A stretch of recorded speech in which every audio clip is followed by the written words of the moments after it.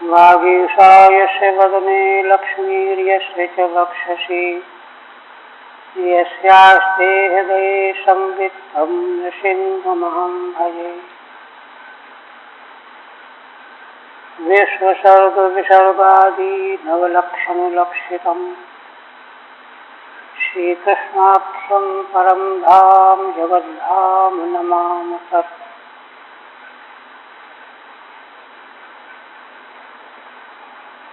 परम आदरणीय यति वृंद, भक्त वृंद एवं श्रोत्र, श्रीमद् भागवत के एकादश स्कंद के तृतीय अध्याय में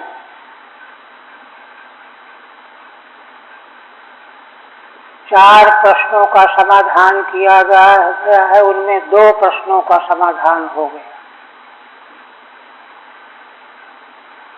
इसके पूर्व के दूसरे अध्याय में दो प्रश्नों का उत्तर हुआ। तीसरे अध्याय में चार प्रश्नोत्तरों में दो का उत्तर हो गया। अब पंचम प्रश्न का उत्तर होने जा रहा है। पंचम के बाद फिर चार प्रश्न और रहेंगे। माने यह मध्य में ऐसा प्रश्न है कि इसके पूर्व भी चार प्रश्नोत्तर और आगे भी चार प्रश्नोत्तर। तो पूर्व के प्रश्नोत्तरों के साथ में तो साध्य साधन के स्वरूप की गवेषणा की गई है। इसके बाद के प्रश्नोत्तर साधना का मार्ग प्रशस्त करने वाले हैं। तो इस प्रश्न के संबंध में महाराज ने जब प्रश्न किया था कि क्योंकि योगेश्वर भगवान ने कहा कि नारायण परः भागवत भक्त भागवत धर्मों का आश्रय लिया हुआ नारायण पर जब हो जाता है तो वह ईश्वरी माया का पार कर जाता है। माया के पार जाने का उपाय पूछा गया था। तो नारायण परत्व में के संबंध में महाराज ने प्रश्न किया, क्योंकि तत्व के संबंध में ब्रह्म शब्द, परमात्मा शब्द, भगवान शब्द और कुत्रचित नारायण शब्द का भी उपयोग किया गया है। तो महाराज के मन में जिज्ञासा है कि ये सारे शब्द जो तत्ववाचक पद हैं, इन सब का एक ही कोई स्वरूप बताया जा रहा है इनके द्वारा, अथवा अन्य कोई रहस्य है। क्योंकि उपास्य भजनीय तत्व के संबंध में यह प्रश्न है। भजनीय भगवान, उपास्य भगवान का स्वरूप कैसा है? महाराज ने प्रश्न किया है, निष्ठाम अर्हसि वक्तुम्। निष्ठा माने होता है नितराम स्थिति यत्र, यत्र माने यस्मिन स्वरूपे, जिस परमार्थ स्वरूप में नितराम स्थिति बनाई जाती है उसको निष्ठा कहते हैं। तो वह स्वरूप कौन सा है जिसमें स्थिति बनाई जाती है? तो देखिए, वेदांत शास्त्र के द्वारा जो अंतिम परमार्थ का प्रतिपादन किया गया है उस संबंध में थोड़ा सा चिंतन करना चाहिए। बृहदारण्यक उपनिषद में मैत्रेयी ने जब याज्ञवल्क्य जी से पूछा कि आप जिस धन का बंटवारा करके कात्यायनी के साथ में आप संन्यास लेना चाहते हैं, तो क्या उससे मुझे अमरतत्व मिल जाएगा, मैं अमर हो जाऊंगी? तो उन्होंने कहा कि नहीं, इसकी आशा तो है। संपन्न लोगों का सुविधाजनक जीवन जैसे व्यतीत हो जाता है, बस उतना ही होगा। अमरतत्व से तो नहीं आशा। तब मैत्रेयी ने प्रार्थना किया कि तब तो भगवान मुझे ये नहीं चाहिए, मुझे आप वही बताइए जिससे मैं अमरतत्व को प्राप्त कर सकूं। याज्ञवल्क्य बड़े प्रसन्न, गदगद होकर के और प्रसन्न होकर के कहने, आओ मैत्रेयी, मैं तुमको समझता तो था कि तुम्हारी चेतना ऊर्ध्वगामिनी है, किंतु फिर भी अधिकारी पात्र होकर के भी जब तक उसके द्वारा प्रश्न न किया जाए तब तक बोलना नहीं चाहिए। तो जब प्रश्न हो गया तब उन्होंने समझाया, और समझा करके बड़ी लंबी श्रुति दी कि संसार में प्रिय वस्तु, प्रिय पदार्थ जितने भी हैं वे सब आत्मा के लिए ही प्रिय होते हैं। आप सभी लोग विज्ञ हैं, जानते हैं, बहुत लंबी श्रुति है। तो इससे क्या हुआ, माने आत्मनस्तु कामाय सर्वं प्रियम भव, आत्मा को ही सुख देने के कारण हम बाह्य वस्तुओं को, धन संपत्ति, मकान, दुकान, जमीन, इनका संग्रह करते हैं, इनको प्राप्त करने की चेष्टा करते हैं। तो जिसके लिए यह सब किया जाता है सारे संसार में, उसको उसका दर्शन करना चाहिए। आत्मा आवारे द्रष्टव्य, उस आत्मा का दर्शन करना चाहिए। दर्शन साक्षात्कार। हमारा वह स्वरूप है कौन सा जिसके लिए हम ये भी चाहते हैं, वे भी चाहते हैं, तो उसका दर्शन होगा कैसे? तो उसी श्रुति में उपाय भी है, श्रोतव्य, मंतव्य, निधिध्यासितव्य। श्रवण, मनन, निधिध्यासन, ये तीनों पद पारिभाषिक हैं, वेदांत की परिभाषा वाले। श्रवण क्या है, मनन क्या है, निधिध्यासन क्या है, तो लंबी चर्चा, वेदांत की चर्चा हो जाएगी।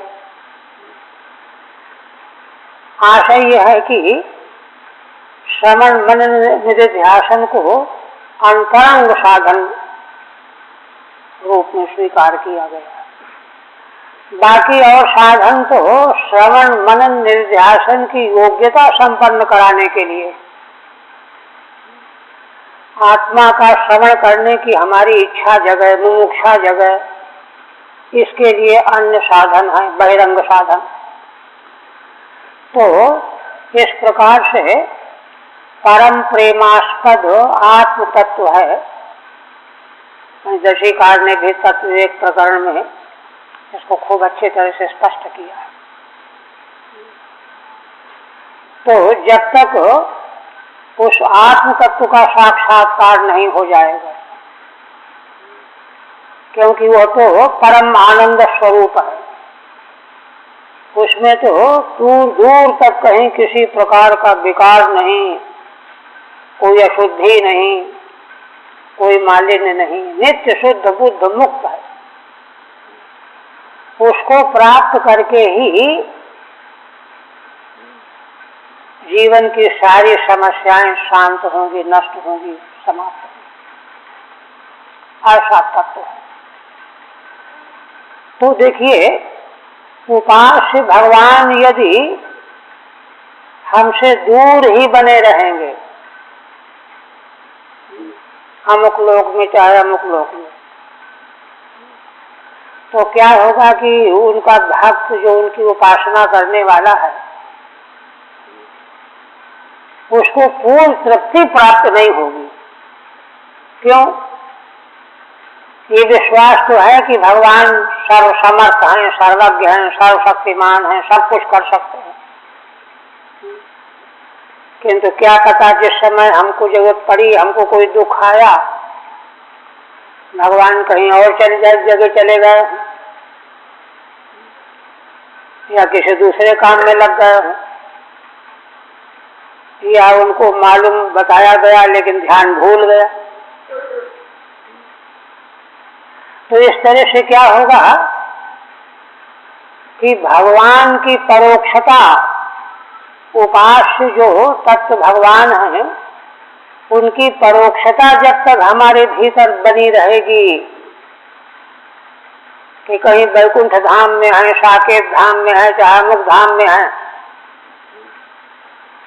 बड़े उदार हैं, कारुणिक हैं, शरणापन्न की रक्षा करते हैं, किंतु उनके तो हजारों शरणापन्न हैं, दूसरे की रक्षा में लगे होंगे और उस समय जरूरत हमको पड़ी तब क्या करेंगे। तो इस तरह से छोटा से छोटा संदेह भी बेचैनी पैदा कर देगा। भगवान के ध्यान चिंतन का जो सुख और आनंद आ रहा था उसको कम कर देगा, ये बात बिगड़ जाएगी।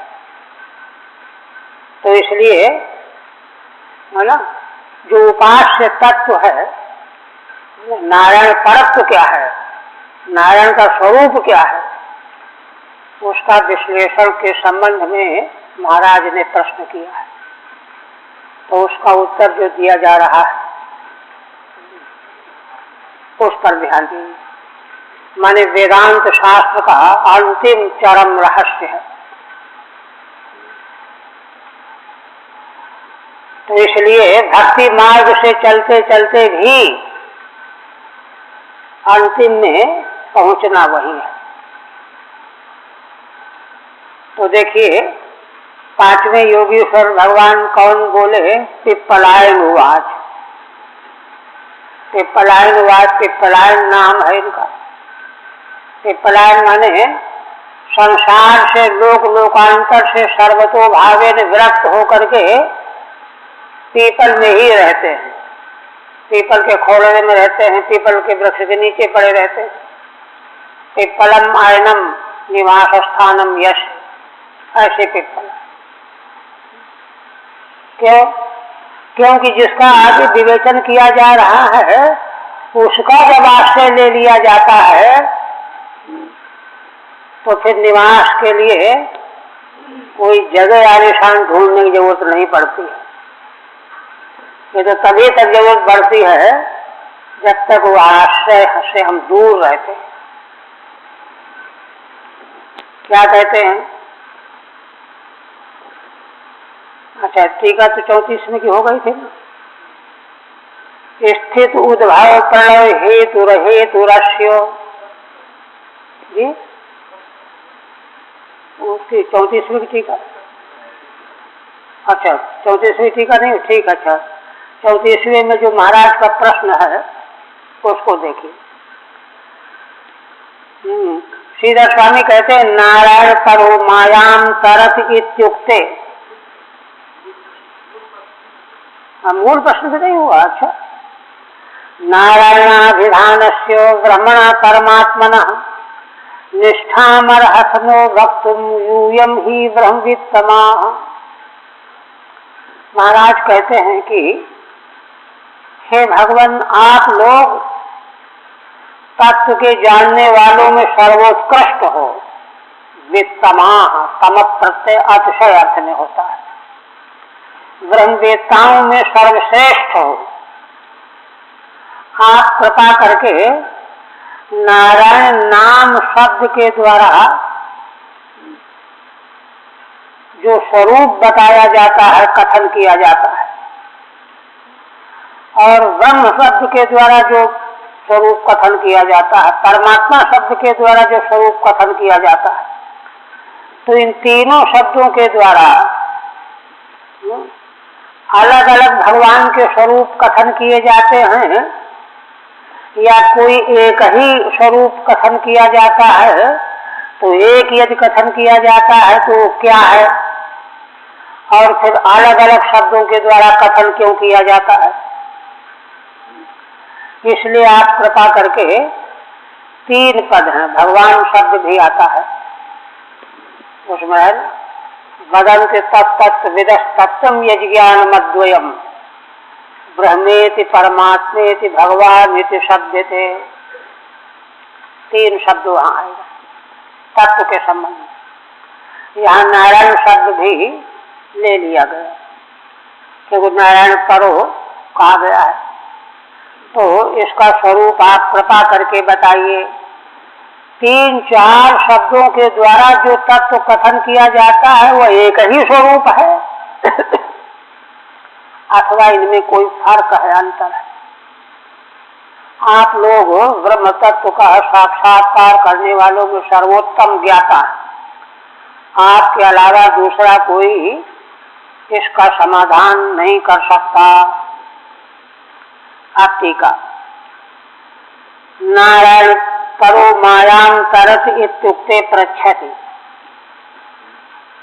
पीछे प्रबुद्ध नाम के योगीश्वर ने जब माया को पार करने का उपाय बताया तो उसके अंतिम में कहा कि इस प्रकार से नारायण पर जो साधक है भागवत भक्त वह माया को पार कर जाता है। इस पर प्रश्न है नारायणाभिधान से निष्ठाम माने स्वरूपम, है ना? नारायण शब्द का जो अर्थ है, जो उसका जो स्वरूप है, ब्रह्म शब्द का जो अर्थ स्वरूप है, परमात्मा शब्द का उसका स्वरूप कृपा करके बताइए। क्या इन शब्दों के द्वारा अलग अलग स्वरूप कहा जाता है या कोई एक कहा जाता है? अयम भाव, इस प्रश्न का भाव श्रीधर स्वामी व्यक्त करते हैं। ब्रह्मैव तावन् नारायण इति भगवान इति परमात्मा इति च उच्यते।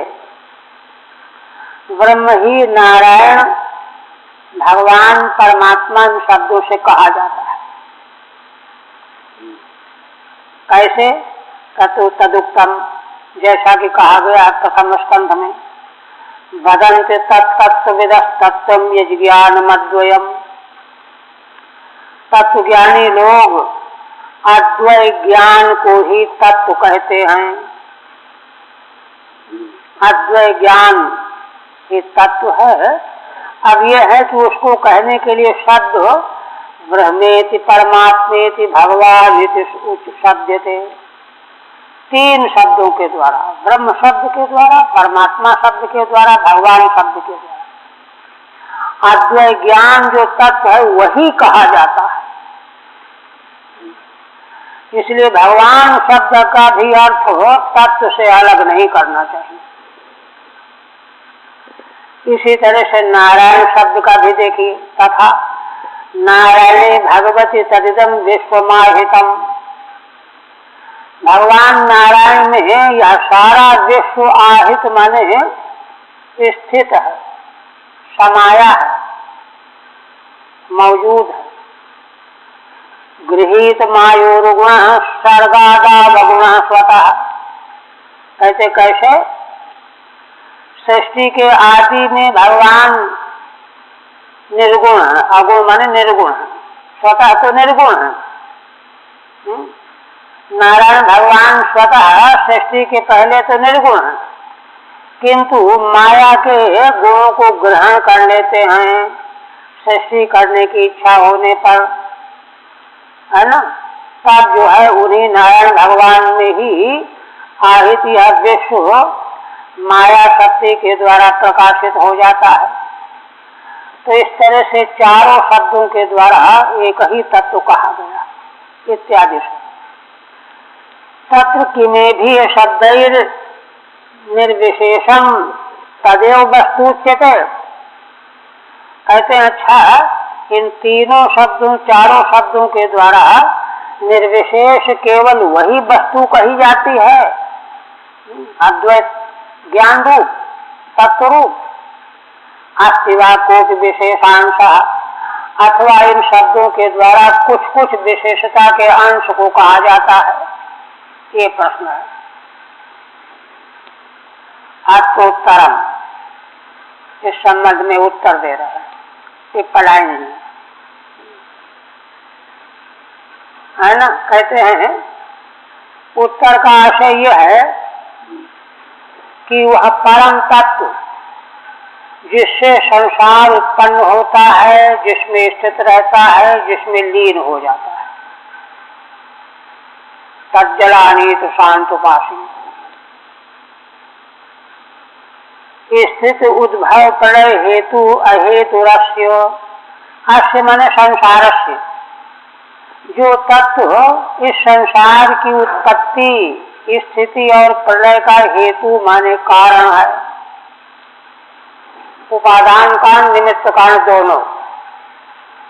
वेदांत मत में भगवान ही उपादान कारण भी होते हैं, निमित्त कारण भी होते हैं, अभिन्न निमित्त उपादान कारण। तो इसलिए जो भगवान संसार के अभिन्न निमित्त उपादान कारण, उत्पत्ति के, स्थिति के और प्रलय के हेतु कारण है।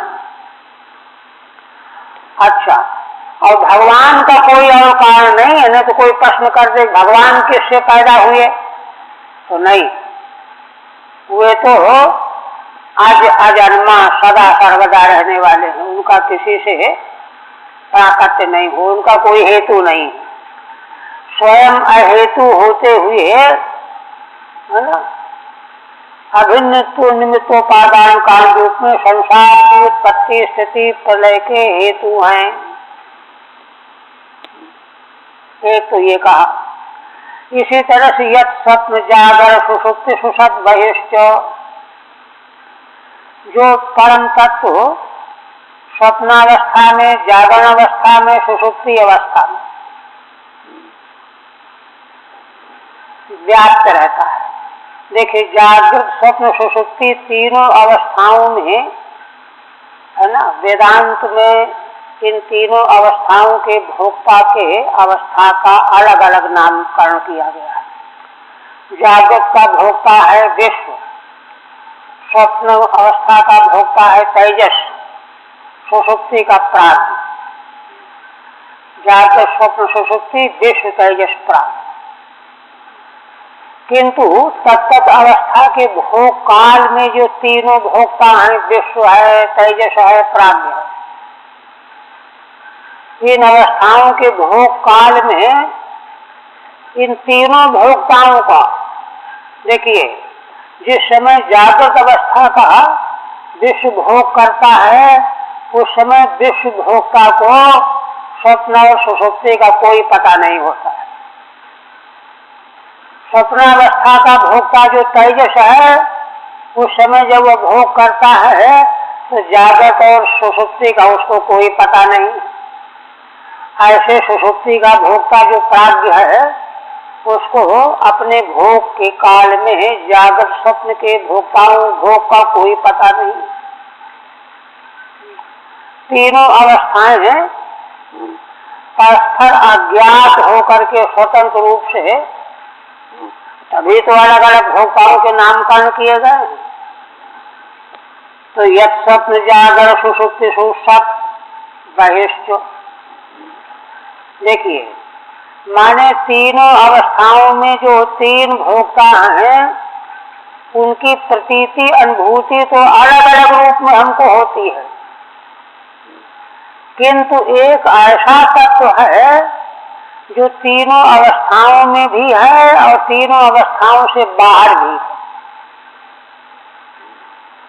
माने कोई ऐसा तत्व है जो तीनों अवस्था वाले भोक्ता नहीं जानते दूसरी अवस्थाओं को, और किसी को नहीं जानते, लेकिन वह जो पूरी चौथा तत्व है, वह तीनों अवस्थाओं को, तीनों अवस्थाओं के भोक्ताओं को, भोगों को, सबको जानता है। इसीलिए सो करके जगने के बाद ये अनुभव में आता है, कल मैं इतनी देर तक ये काम करता रहा, खा पी करके सोया तो ऐसा स्वप्न देखने लगा कि गाढ़ निद्रा में चला गया। अब मैं फिर जग करके ये काम कर रहा हूं। माने इसका मतलब कोई एक तत्व ऐसा है कि तीनों अवस्थाओं में विद्यमान होकर के तभी तो उसको स्मरण आ रहा है, स्मृति हो रही है। तीनों से अलग है। देखिए, दृष्टा जो होता है दृश्य से अलग ही होना चाहिए। जागृत अवस्था का भोक्ता और भोग्य विषय अनुभव, ये दोनों दृश्य हैं, इनका दृष्टा कोई और है। स्वप्नावस्था के विषय भोग और स्वप्न दृष्टा तेजस, ये दोनों दृश्य हैं, इनका दृष्टा अलग है। सुषुप्ति अवस्था का भोग और उसका भोक्ता प्राज्ञ, ये दोनों दृश्य हैं, इनका दृष्टा अलग है। और तीनों अवस्थाओं और भोक्ताओं का दृष्टा अलग, वो दृष्टा एक है, वही तत्व है। बताना यहाँ इनको ये है।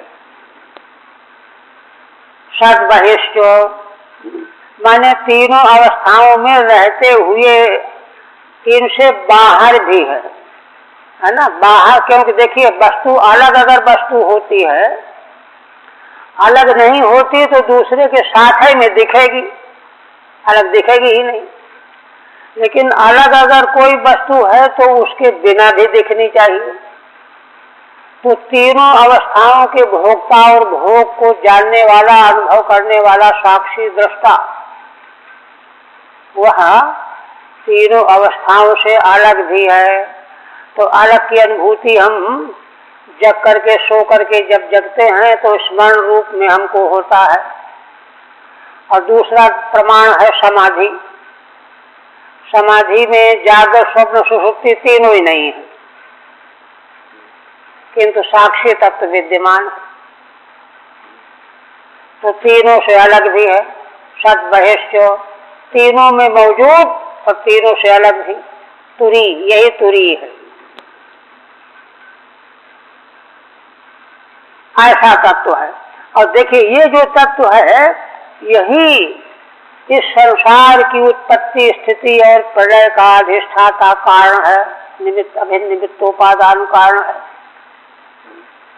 देखिए, यहाँ पर यहीं से समझते समझते चलना है कि माने जो सृष्टि का मूल कारण तत्व है वही तो हमारे भीतर आत्मा रूप से है, ये देखना है। तो जब ऐसा तत्व उपास्य बनेगा तो फिर भक्त के हृदय में कोई डर नहीं होगा कि कहीं भगवान ने हमने जो प्रार्थना की कहीं भूल गए तो, कहीं और जगह चले गए तो, ये सारा भय समाप्त हो जाएगा, पूर्ण तृप्ति प्राप्त हो जाएगी। और नहीं तो कुछ न कुछ जो है नन्म से लगा ही रहेगा। इसलिए और कहते हैं, देहेन्द्रियासु हृदयानि चरन्ति येनो संजीवितानि तदवेहि परम नरेंद्रो। पिपलायन भगवान कहते हैं कि राजन देखो,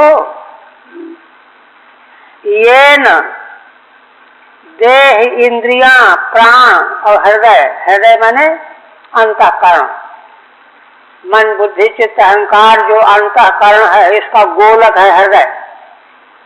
इसलिए है ना, देह, इंद्रियां, प्राण और अंतःकरण जिस तत्व के द्वारा संजीवित किए जा करके, जिला करके, चैतन्य बना करके चरंती माने अपना अपना काम कर रहे होते हैं। देह चलता है, इंद्रिय विषय ग्रहण करती है, मन सोचता है, बुद्धि निश्चय करती है।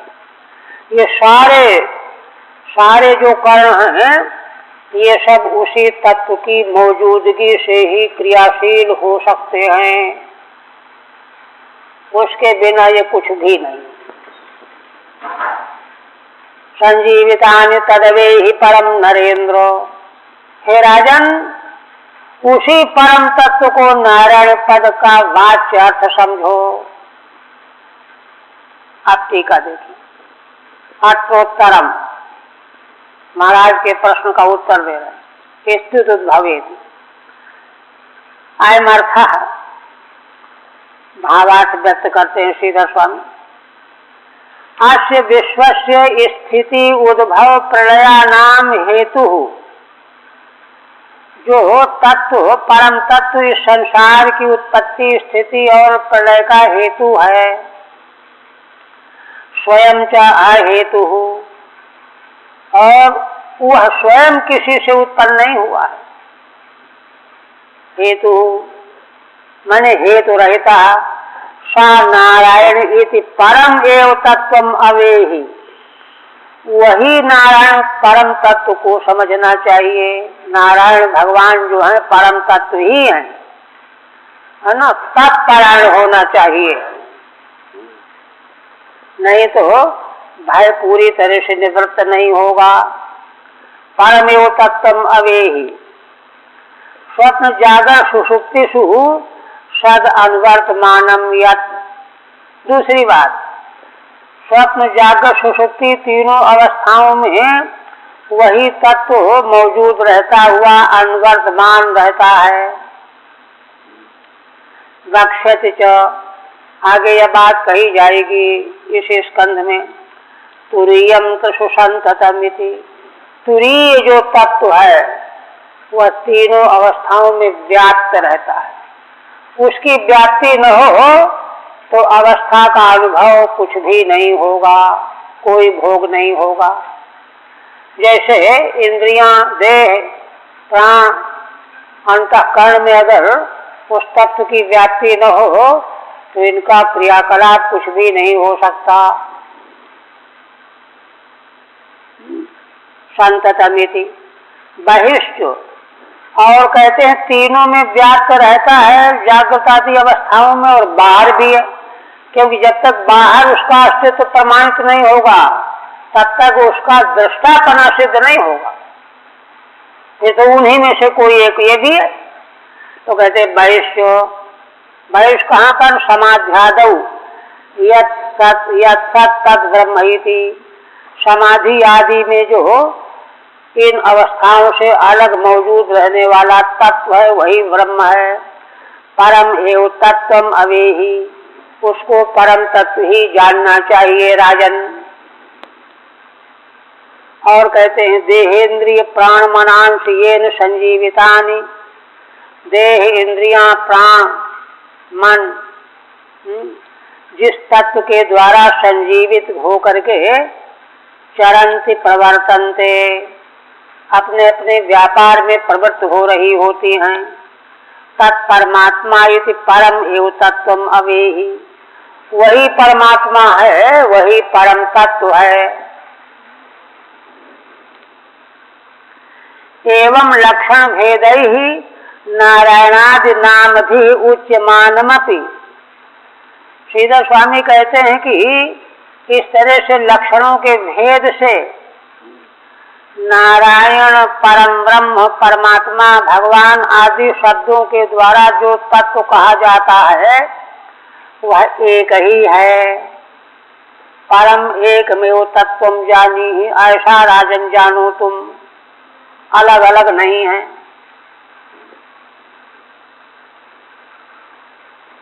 आप फिर कहते हैं, देखिए अवेह का मतलब तो हो गया कि जानो, ऐसा समझो। तो इसका मतलब यह है कि वह जाना जा सकता है, ज्ञेय है, अप्रमेय नहीं है। उस पर आगे फिर कहते हैं नैतन मनो विशति वागुत चक्षुरात्मा प्राणेन्द्रियाणि च यथा नलमर्च स्वाहा शब्दोपि बोधक निषेधतयात मूलम अर्थोक्तमाह यद्रते न निषेध सिद्धि। पिपलायन भगवान कहते हैं कि देखो राजन, ऐसा मत समझ लेना कि हम कहते हैं कि उसको यह जानो तो तुम ये समझ जाओ कि वह जानने योग्य है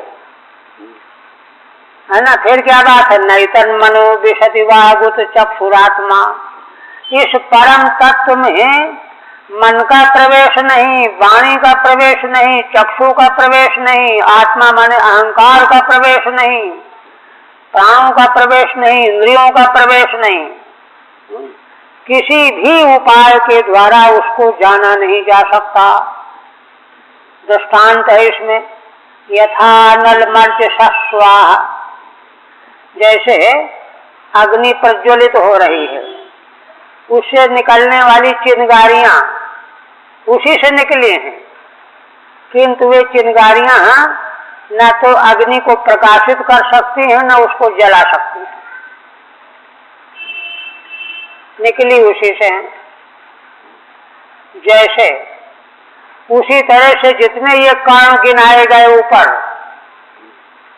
ये प्रकट तो उसी से हुए हैं, सारा अभिनिमित्तोपादान काल परमात्मा है ना, तो उसी से हुए हैं, किंतु ये उसको जान नहीं सकते। जैसे ज्वाला से निकली हुई चिंगारी अग्नि को धर्षित नहीं कर सकती।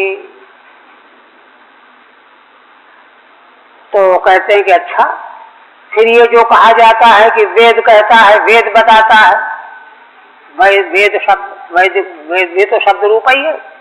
कहते नहीं, शब्दों विबोधक निषेधतयात मूलम, असल में वैदिक शब्द भी वह कैसे बोध कराता है, उसका बोधकत्व तो समझो, वह बोधकत्व का निषेध करा करके बोध कराता है। वैदिक शब्द पर ब्रह्म का बोध कराता है तो कैसे कराता है? कहता है कि किसी शब्द के द्वारा जिसको नहीं कहा जा सकता वह तत्व है।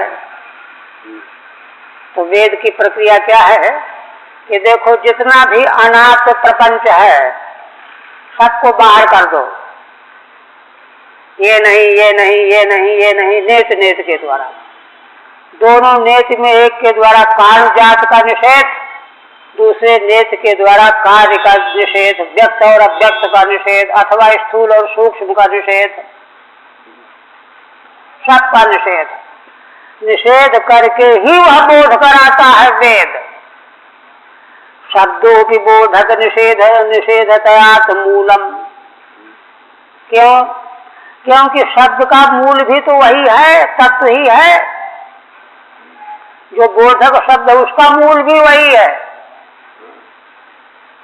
तो इसलिए वो कैसे बोध कराता है?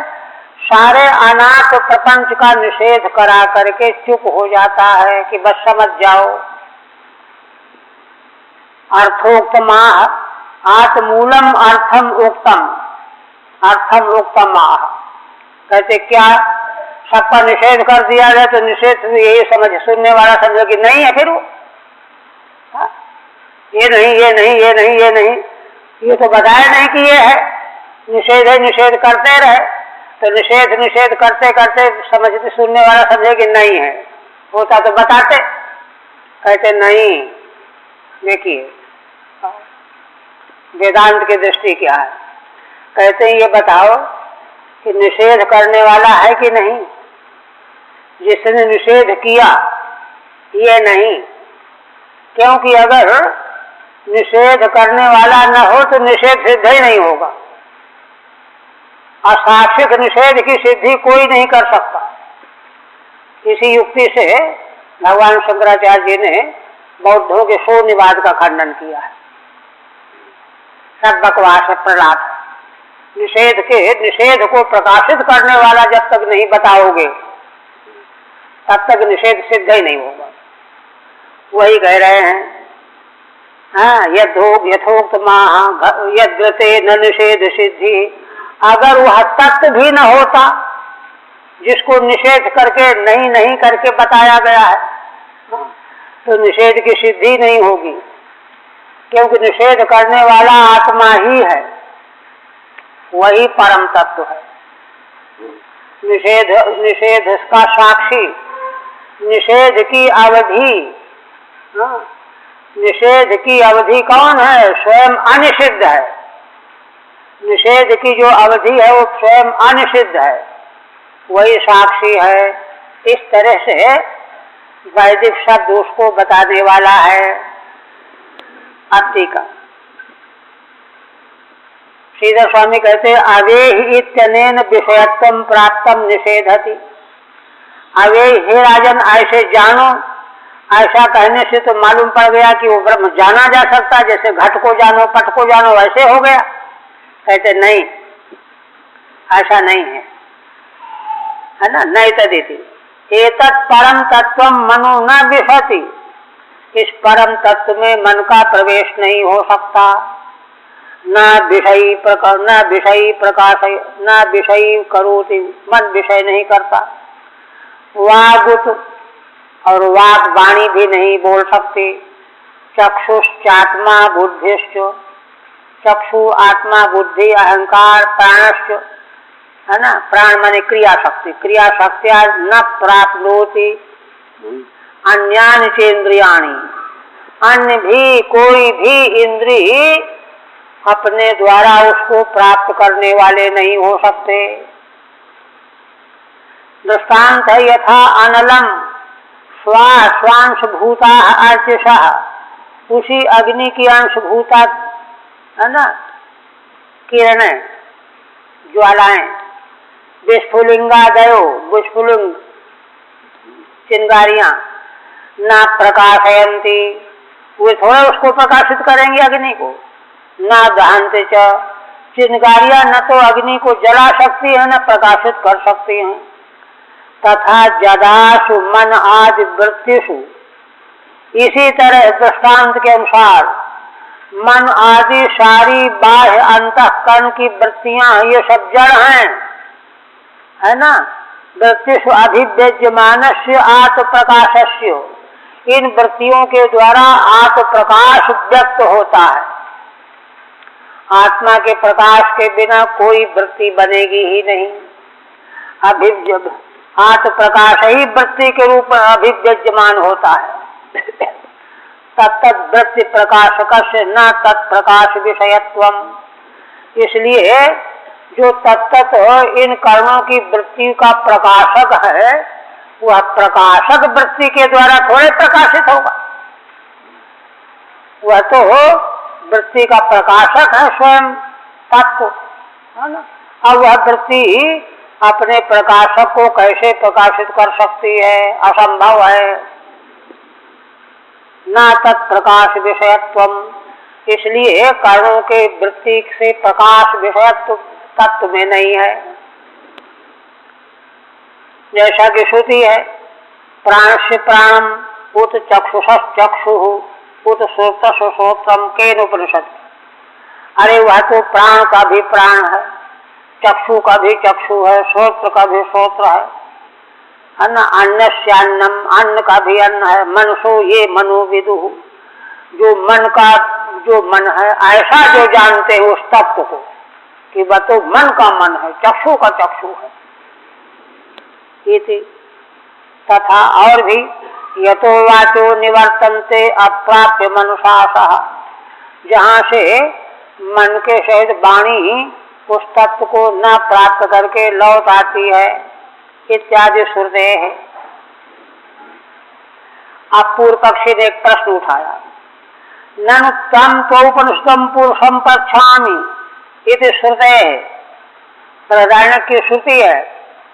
याज्ञवल्क्य जी ने शाकल्य से कहा कि बोलो शाकल्य, मैं तुमसे औपनिषद पुरुष को पूछता हूँ।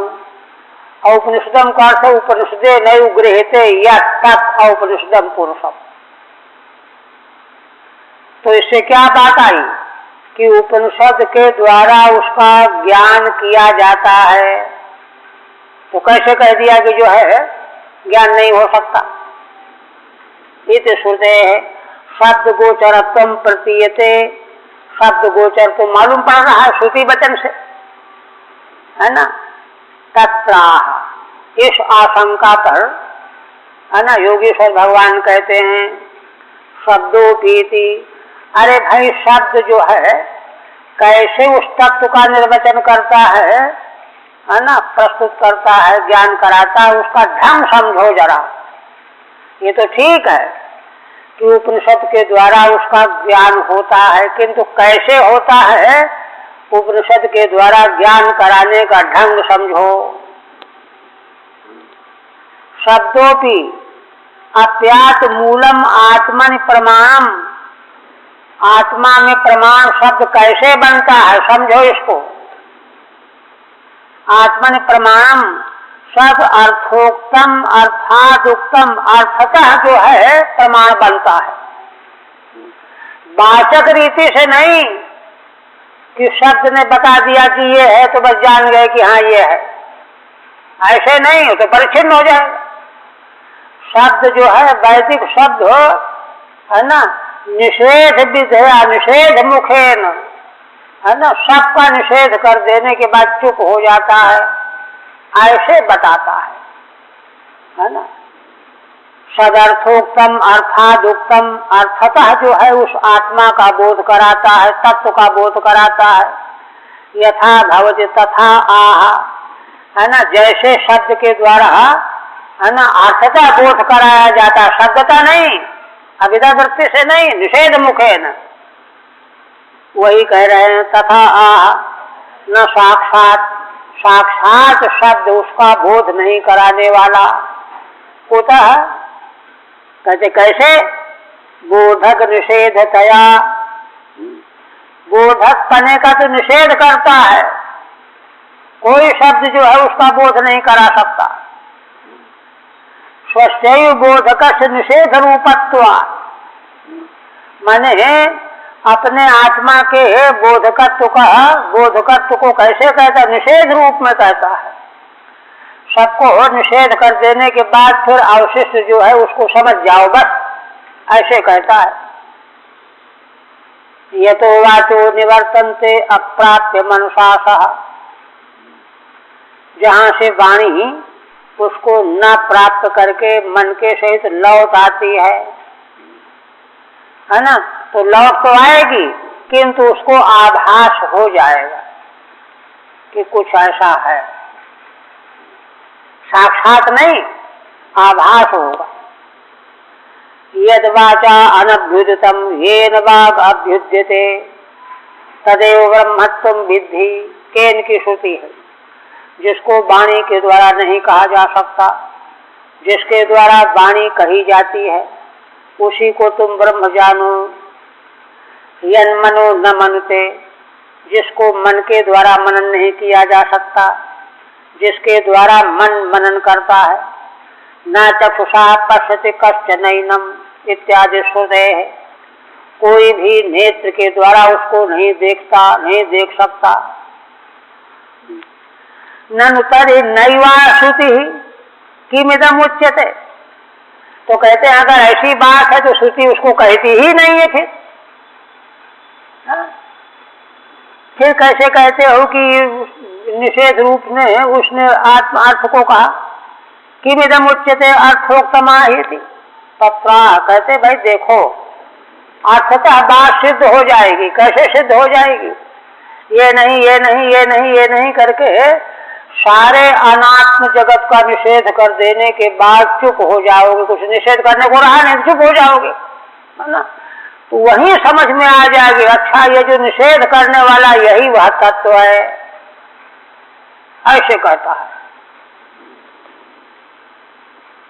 यद्रतेति अर्थात आदेशो नेति नेति, है ना, इसलिए उसके संबंध में वेद का यही उपदेश है कि भाई, है ना, ये नहीं, ये नहीं, ये नहीं, ये नहीं, निषेध करते करते सबका निषेध कर डालोगे तब तुमको मालूम पड़ जाएगा। अस्थूल मनम, वह स्थूल नहीं है, अणु भी नहीं है। यतो वाचो निवर्तन्ते, जिससे वाणी लौट आती है। यद वाचा अनभ्युदितम, जो वाणी से नहीं कहा जा सकता। इत्यादि निषेधस्य, क्योंकि देखो माने जिसको वाणी से नहीं कहा जाता कुछ तो है वह, अगर कुछ है ही नहीं तो किसको कहा जाता है कि वाणी से नहीं कहा जा सकता? अगर वह कुछ भी नहीं है ही नहीं तो किसको कहते हो कि जिसको न पा करके वाणी लौट आती है, मन लौट आता है? वह तो कुछ न कुछ होना चाहिए भाई, इत्यादि निषेध से यदवधिभूतम, जितने भी निषेध वचन वेदों में आए हैं उनकी कोई न कोई अवधि तो माननी ही पड़ेगी,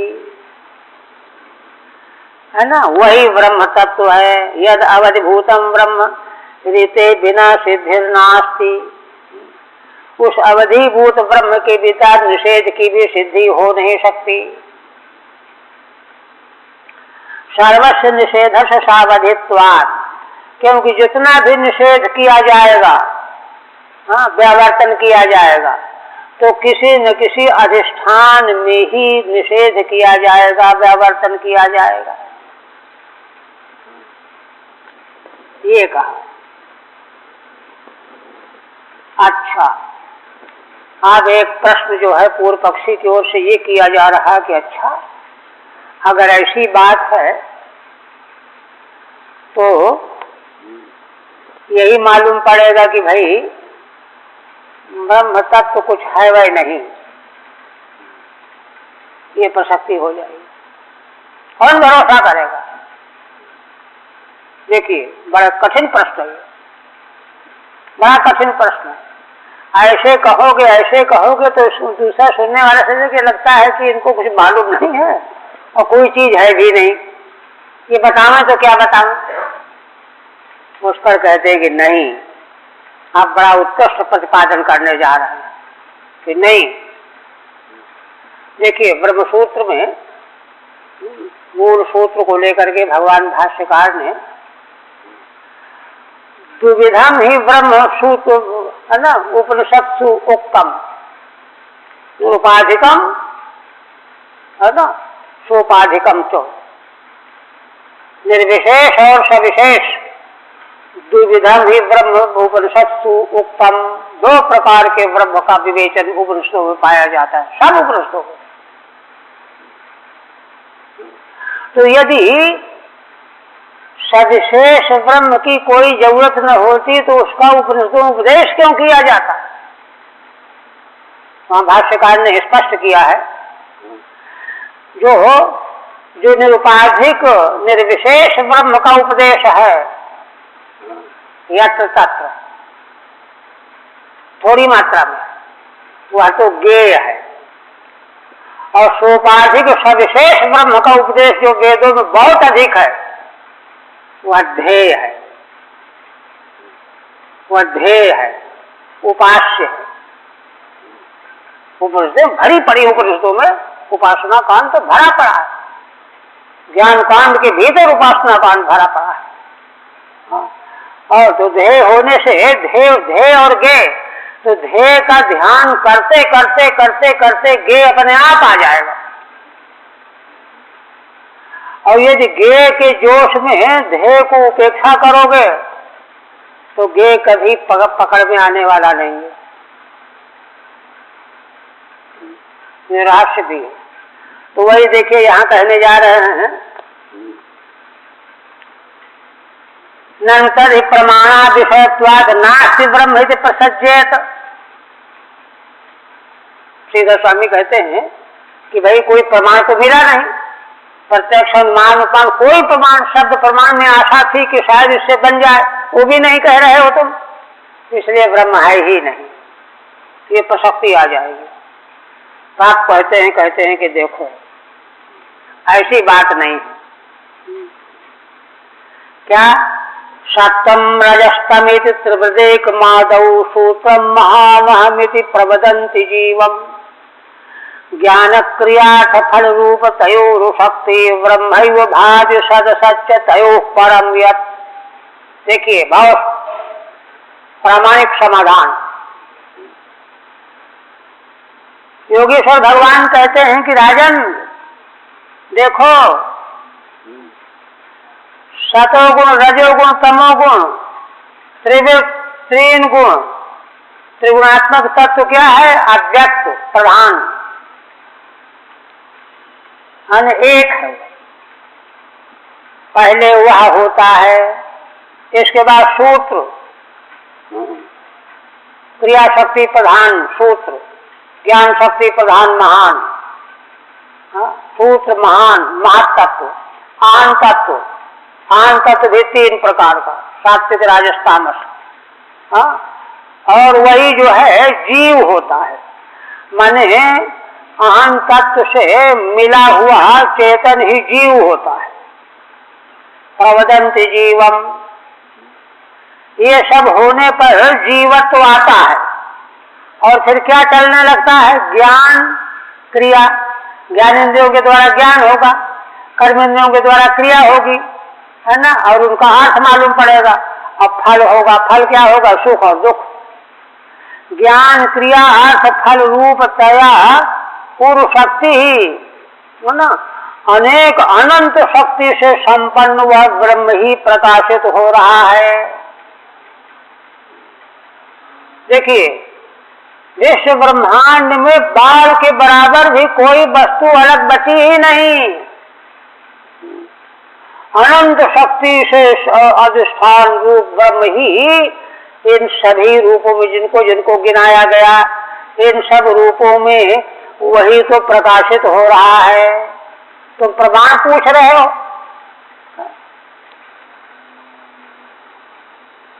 कहते अच्छा ऐसा है।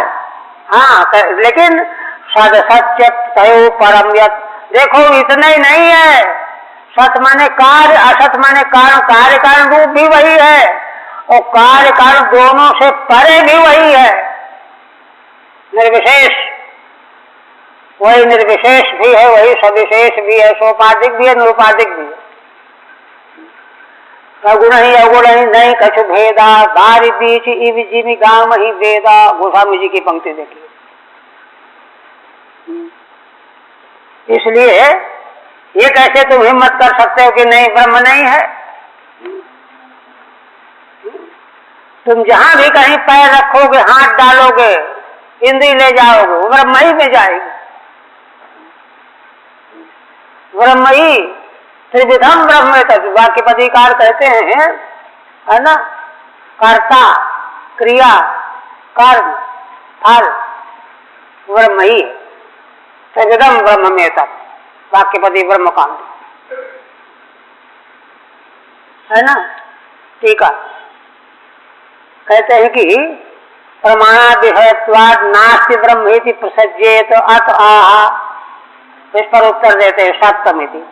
सत स्थूलम कार्यम, सत सच कारिका के अंत में जो आया, स्थूल कार्य, असत सूक्ष्मम कारणम, सूक्ष्म और कारण, तत्सर्वम ब्रह्मैव भाति, कार्य कारण सब कुछ परम ब्रह्म ही प्रकाशित हो रहा है। कुतः कैसे? कहते हैं यद्यस्मात् तयो सदसतो परम कारणम। कहते देखो, इसलिए ये सत असत माने कार्य कारण, स्थूल और सूक्ष्म से परे जो कारण है, इनका जो कारण है, कार्य कारण का जो कारण है, परम कारणम, है ना, सतो परम कारणम कार्यम कारणात् भिन्नम न भवति। कोई भी कार्य कारण से भिन्न होता ही नहीं है। कार्य कारणान्यक्तो वेदांत का ठोस सिद्धांत है। तो कार्य कारण जहां से आया वह परम कारण ब्रह्म तत्व जो है, वही तो कार्य कारण बन गया। निमित्तोपादान कारण है ना। इसलिए परम कारणम कार्यम कारणात् भिन्नम न भवति, है ना। श्रुति दे रहे हैं, वाचारमहं विकारो नाम ध्येयम भक्ति के तेव सत्यम। जैसे घट कुल्हड़ आदि नाम रूप कुछ भी देखो अलग, किंतु है वो मिट्टी ही। उसी तरह से जो जो गिनाया गया इस कारिका में, वह सब है ब्रह्म ही। अब ब्रह्म रूप से हम पहचान नहीं रहे हैं, ये भूल हमारी है। तत्व की भूल थोड़ी है, ये तो भूल हमारी है कि तत्व हम देख नहीं रहे हैं, अब जो नहीं है वही देख रहे हैं। ननु कथमेकम बहुविधस्य कारणम तत्राह। तो कहा कि अच्छा, अगर एक ब्रह्म ही है और इसी से सब कुछ हुआ है, तो तमाम प्रकार के नानात्व का कारण एक तरह का कारण कैसे हो जाएगा? अलग अलग कारण होते हैं तब अलग अलग कार्य होता है। कहते हैं भाई देखो, पूर्व शक्ति वह तत्व जो है अनंत शक्तियों का अधिष्ठान भी, अनेक शक्ति मत। कोई कोई कारण ऐसे होते हैं जिनमें कई कई कार्य उत्पन्न हो जाते हैं। पूर्वमहती माया लक्षणा शक्तिर्यस्य, बड़ी महान जिसकी माया लक्षणा शक्ति है, माया में तो कुछ असंभव हो ही नहीं सकता। तदिति वा बहुधा भान में दर्शयति, उसी का भान बहुत रूपों में हो रहा है। आदौ यदेकम ब्रह्म तदेव सत्वम, जो पहले एक ब्रह्म था वही सत्व रजस्तमयति त्रिवृत प्रधानम प्रवदंती। तत्वज्ञ लोग कहते हैं कि वही तीन गुण वाला प्रधान हुआ। ततः क्रिया शक्त्या सूत्रम, उस प्रधान प्रकृति से क्रिया शक्ति से सूत्र उत्पन्न हुआ। ज्ञान शक्त्या महानिति, ज्ञान शक्ति से महत्तत्व उत्पन्न हुआ। तदेव प्रवदंती, वही तत्व है ना, ऐसा प्रकट होता जा रहा है, ऐसा कहते हैं तत्वज्ञ लोग। ततो अहमित जीवम, इसके बाद अहम मैं, अहंकार, अहंकार उत्पन्न होते ही जीवत्व आ गया। अहमित जीवम, जीवोपाधि अहंकारम, तो जीव की उपाधि जो अहंकार है वह भी तदेव प्रवदंती, उसी उसको भी वही कहते हैं। ततश्च ज्ञान क्रियार्थ फल रूपतया ज्ञान शब्देन देवता, अब कारिका श्लोक में जो कहा है ज्ञान क्रियार्थ फल रूपतया, तो ज्ञान का अर्थ हो गया ज्ञान शब्द के अधिष्ठाता देवता, इंद्रियों के देवता, और क्रिया का अर्थ है इंद्रियां, ज्ञान इंद्रियां कर्म इंद्रियां। अर्था से हो गया विषय, शब्द स्पर्श रूप सुगंध, ये विषय अर्थ हो गए। फल क्या हो गया, फलम तत्प्रकाशः सुखादिवा, उससे प्रकाशित होने वाला फल, चाहे सुख दुख ले लीजिए, ये फल है। तद्रूपतया ब्रह्मैव भाति, इन नाना रूपों में वह ब्रह्म ही भासमान हो रहा है। न सर्वस्वरूपेण स्वतो भासमानस्य, है ना, जो सभी स्वरूपों के द्वारा स्वयं भासमान हो रहा हो, उस ब्रह्म को स्वसिद्ध प्रमाणापेक्षा ना, उसको सिद्ध करने के लिए प्रमाण की अपेक्षा रहेगी क्या? वह तो चारों ओर स्वयं सिद्ध होकर के भासमान ही है। यह है देखिए वेदांत का रहस्य। फिर कहते हैं, अच्छा, इस पर एक शंका फिर आई पूर्व पक्षी की ओर से कि अगर वह ब्रह्म ही सब संसार रूप से प्रकट हो गया है, तो जैसे संसार में रोना धोना, हंसी खुशी, मरना जीना, विकार लगे रहते हैं, तो ये विकार उसको भी गड़बड़ कर देंगे, ये तो बड़ा गड़बड़ हो जाएगा। उस पर कहते नहीं, देखो इस रूप में प्रकाशित होते हुए भी नात्मा जजार न मरिष्यति नैधते सौ, न तो आत्मा उत्पन्न हुआ है, न मरेगा, न एधते वृद्धि प्राप्त होगी, न क्षय होगा। क्षय भाव विकार होते ना संसार में, काल के अधीन जायते अस्ति वर्धते विपरिणमते अपक्षेते नश्यति, क्षय भाव विकार। क्षय भाव विकार से आक्रांत संसार के पदार्थ हैं। किंतु योगीश्वर भगवान कहते हैं कि देखो तुम समझो बात को, आत्म तत्व न पैदा हुआ है, न अस्तित्व प्राप्त किया है, न वृद्धि हो रही है, न क्षय हो रहा है, न नाश होने वाला है। ये क्षय भाव विकार का आशय वह है नहीं। न क्षीयते शवन विद व्यभिचारिणाम, यह शवन विद माने तत्त काल में जो ये क्षय भाव विकार उत्पन्न होते रहते हैं, वह तो इनका केवल ज्ञाता है, वेत्ता है, प्रकाशक है, दृष्टा है, स्वयं थोड़े है वो। शवन विद है ना, व्यभिचारिणाम ही। क्यों? क्योंकि इन 6 विकारों को अगर कोई अधिकारी दृष्टा देखने वाला नहीं होगा तो कैसे समझ पाएगा? ये तो विचलित हो जाते हैं। पैदा हुआ, बढ़ गया, और कुछ हो गया, और कुछ हो गया, सब बदल ही रहा है। देखिए, माने भाव विकारों की स्थिति तो यह है कि प्रत्येक क्षण वस्तु बदल रही है, बस अंतर हो रही, रूप ले रही है। किंतु इसको देख कौन रहा, समझ कौन रहा है? तो आत्मतत्व तो इसका दृष्टा प्रकाशक है, वह इसका आश्रय नहीं है। सर्वत्र सस्वदनुपायी उपलब्धि मात्रम। इसलिए आत्मतत्व क्या है? वह तो सर्वत्र है और शाश्वत माने शाश्वत है, उसमें रत्ती भर भी किसी प्रकार का कोई विकार परिवर्तन नहीं।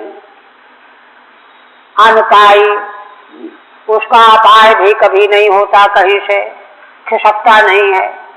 उपलब्धि मात्रम, वो उपलब्धि मात्र है। उपलब्धि मात्र का मतलब उसको न तो कोई घटपट की तरह से उपलब्ध कर सकता है कि ये वो है, न उपलब्धि का कर्ता है वह, न उपलब्धि का कर्म है वह तो उपलब्धि मात्र है। प्राणो यथेन्द्रिय बलेन विकल्पितम सत्। जैसे देखिए, एक प्राण तत्व रहता है शरीर के भीतर, वही ज्ञानेन्द्रियों में भी शक्ति देता है, कर्मेंद्रियों में शक्ति देता है, अंतःकरण को शक्ति देता है, शरीर को चुस्त पुस्त बनाए रखता है, एक है।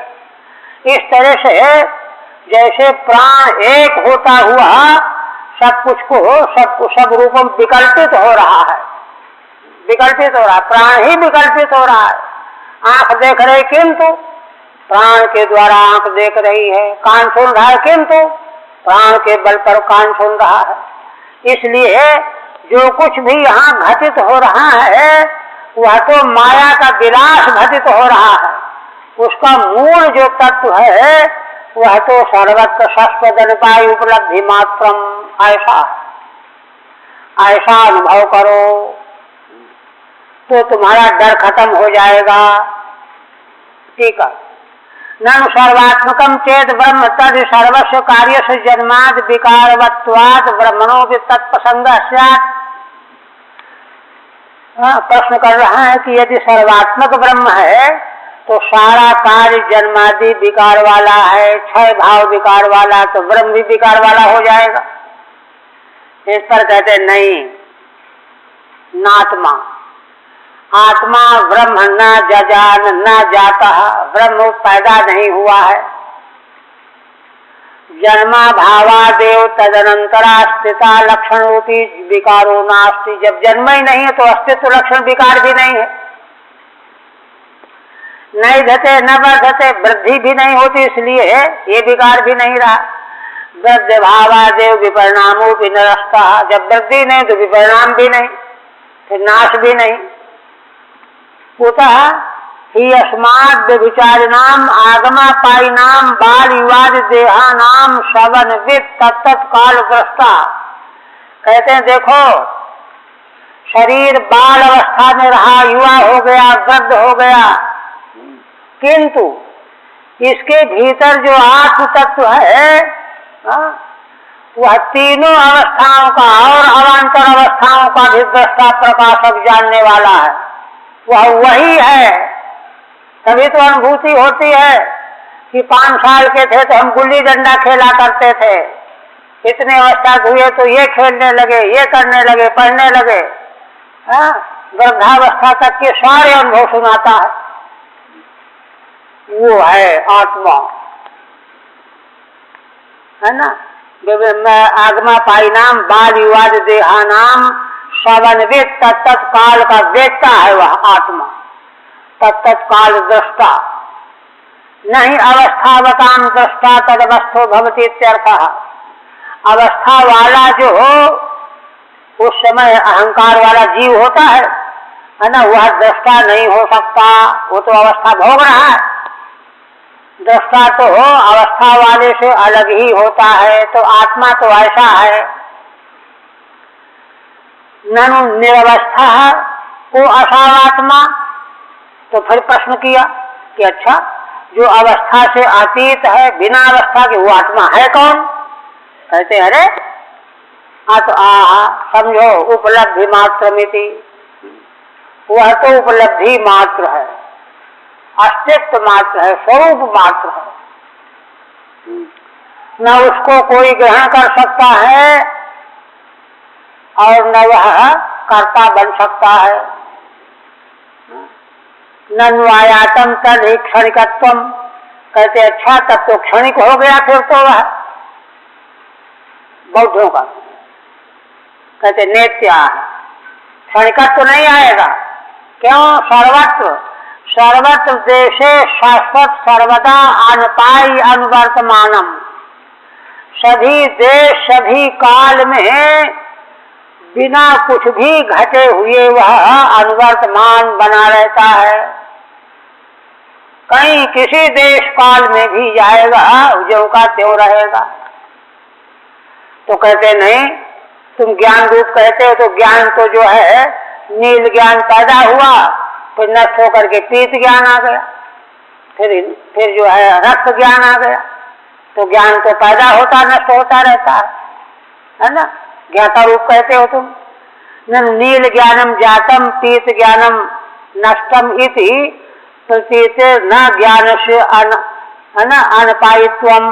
तो ज्ञान जो है अनपाई कैसे हो गया? वो तो आने जाने वाला है, आया भी और गया भी। कहते नहीं, कुछ नहीं, ज्ञान आता जाता नहीं है।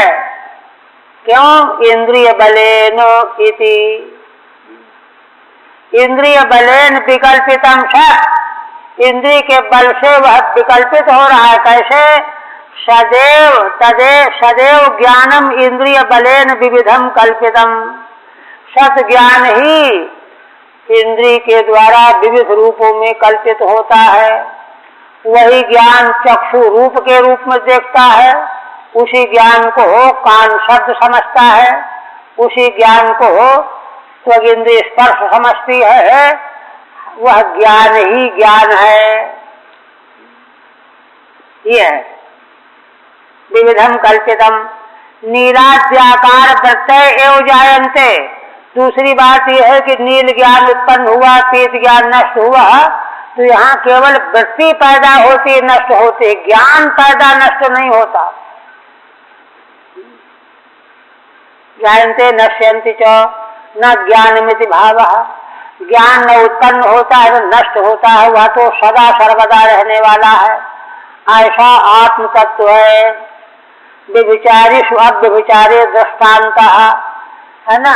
व्यभिचरित होने वाली वृत्तियों में व्यभिचार नहीं होने वाला दृष्टांत है। किसी भी इंद्रिय के साथ में प्राण की शक्ति ही उसके व्यापार का आरंभ कराती है।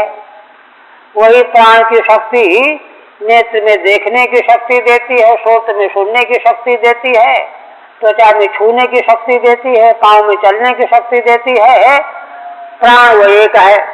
इसी तरह से ज्ञान रूप आत्मा एक है। वह उसी को ये इंद्रियां जो हैं अन्य अन्य रूपों में प्रकट करती हैं, प्रकाशित करती हैं। यह जो नानात्व है, पृथकत्व है, प्रकाशन है, यह तो माया का विलास है।